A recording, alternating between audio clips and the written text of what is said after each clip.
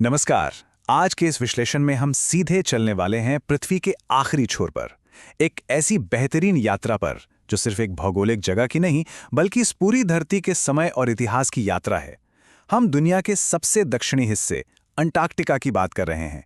इस पूरे एक्सप्लेनर के माध्यम से हम ये जानेंगे कि आखिर क्यों ये विशाल बर्फीला हिस्सा हमारे ग्रह के बीते हुए कल और आने वाले कल को जानने की सबसे बड़ी कुंजी है। चलिए इस सफर की शुरुआत करते हैं। तिशानी दोशी का ये कोट इस पूरे मुद्दे का निचोड़ पेश करता है। अगर धरती के पास्ट, प्रेजेंट और फ्यूचर को सही मायने में समझना है तो अंटार्कटिका जाना ही सबसे सटीक कदम है।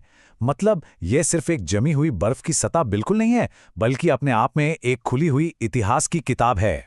पहला हिस्सा, बर्फ की तरफ का सफर। अब वहां पहुंचना कोई आसान काम तो था नहीं। सफर शुरू होता है मद्रास यानी आज के चेन्नई से, इक्वेटर के 13.09 डिग्री नॉर्थ से। और जरा इस राउट के बारे में सोचिए। लगातार 9 टाइम जोन्स पार करना, 6 अलग अलग चेक पॉइंट से निकलना और 3 विशाल समुद्रों को क्रॉस करना।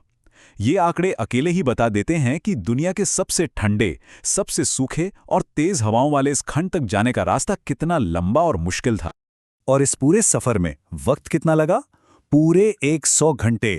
कार, एरोप्लेन और शिप को मिलाकर लगातार 100 घंटे का सफर करने के बाद ही वो अनंत सफेद बर्फ और बिना किसी रुकावट वाला नीला आसमान दिखाई दिया।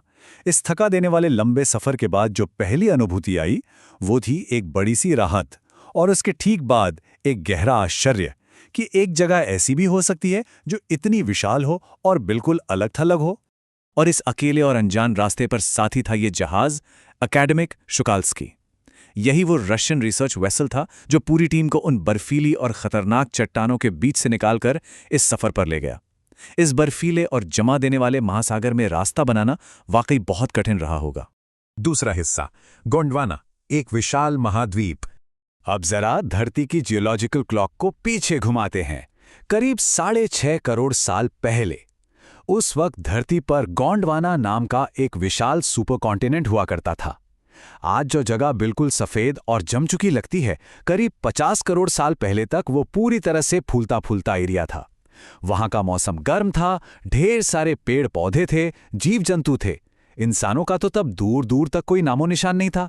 हमारी जो इंसानी सभ्यता है वो तो मात्र 12,000 साल पुरानी है।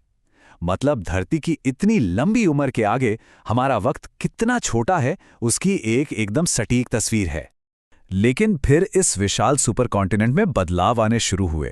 डायनासॉर्स के खत्म होने के समय जमीन के ये बड़े बड़े टुकड़े टूटकर अलग होने लगे। सोचिए कैसा नजारा रहा होगा। पहले भारत उत्तर की तरफ खिसका और एशिया से टकराकर विशाल हिमालयस बन गए। फिर साउथ अमेरिका ड्रिफ्ट करते हुए नॉर्थ अमेरिका से जा मिला। इस टकराव ने ड्रेक पैसेज को खोल दिया, जिससे ऐसी बेहतरीन और ठंडी सर्क्यूम्पोलर करंट बनी जिसने अंटार्कटिका को पूरी तरह से अकेला कर दिया और उसे दुनिया के सबसे निचले छोर पर जमने के लिए छोड़ दिया। और इन सदियों पुराने बदलावों का आज क्या असर है, ये नंबर अपने आप में पूरी कहानी कहता है।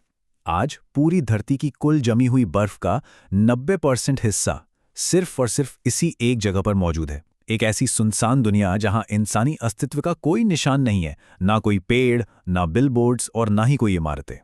एक ऐसी जगह जहां किसी भी आम चीज के साइज या आकार का अंदाजा लगाना ही मुश्किल हो जाता है। विजुअल स्केल में यहां गजब का अंतर है। एक तरफ तो माइक्रोस्कोपिक जीव हैं जैसे मिजेज और माइट्स, तो दूसरी तरफ विशाल ब्लू व्हेल्स। बर्फ की चट्टानें यानी आइसबर्ग्स इतने बड़े हैं कि पूरा का पूरा बेल्जियम देश उनके अंदर समा जाए। और गर्मियों में जब लगातार 24 घंटे रोशनी रहती है तो एक अजीब सा सन्नाटा छाया रहता है जो सिर्फ बर्फ के टूटने की आवाज से ही भंग होता है। तीसरा हिस्सा, इंसानों का जलवायु पर असर। अब हम इस करोड़ों साल पुराने सन्नाटे को छोड़कर जरा आज की आधुनिक दुनिया की ओर आते हैं। हमने कुछ देर पहले 12,000 साल का जिक्र किया था ना। खैर, जियोलॉजिकल स्केल पर सोचें तो 12,000 साल मात्र कुछ सेकंड्स के बराबर ही हैं। लेकिन इस बेहद छोटे से वक्त में हमने पूरी धरती पर काफी तहलका मचा दिया है। सीमित रिसोर्सेज के लिए आपस में लड़ना, शहर बसाना और लगातार फॉसिल फ्यूल्स को अंधाधुंध जलाना, इन सब का नतीजा ये हुआ है कि पूरी दुनिया के चारों तरफ कार्बन डाइऑक्साइड का एक असरदार आवरण बन गया है और ग्लोबल टेम्परेचर तेज गति से बढ़ रहा है। यही वजह है कि ग्लोबल वार्मिंग और क्लाइमेट चेंज की किसी भी बहस में अंटार्कटिका सबसे मेन मुद्दा बन जाता है। सिर्फ इसलिए नहीं क्योंकि वहाँ ह्यूमंस नहीं थे और वो बिल्कुल प्रिस्टीन है, बल्कि इसलिए क्योंकि वहाँ की बर्फ की गहरी परतोनी में आधे मिलियन, जी हाँ 5 लाख साल पुराना कार्बन रिकॉर्ड हिफाजत से कैद है। अगर धरती के इतिहास को ठीक से समझना है तो उसकी सबसे विश्वसनीय स्रोत यही ठंडी बर्फ की चट्टानें हैं। चौथा हिस्सा, स्टूडेंट्स ऑन आइस। अब इस पूरी स्थिति को ठीक से समझने और भविष्य को बेहतर बनाने के लिए एक बहुत ही शानदार पहल चलाई गई जिसका नाम है students on ice. Canadian जॉफ green इसे चलाते हैं। पहले वो रिटायर्ड अमीर लोगों को वहां ले जाते थे जो सिर्फ घूमने और फोटोज खिंचवाने आते थे, परंतु बाद में उन्होंने अपना पूरा ध्यान हाई स्कूल के बच्चों पर डाल दिया। मानना यह था कि ये टीनेजर्स ही आगे चलकर हमारे पॉलिसी मेकर्स बनेंगे और इस उम्र में नए विचारों को ग्रहण करने की और इस ग्रह को बचाने के लिए ठोस कदम उठाने की क्षमता सबसे ज्यादा होती है।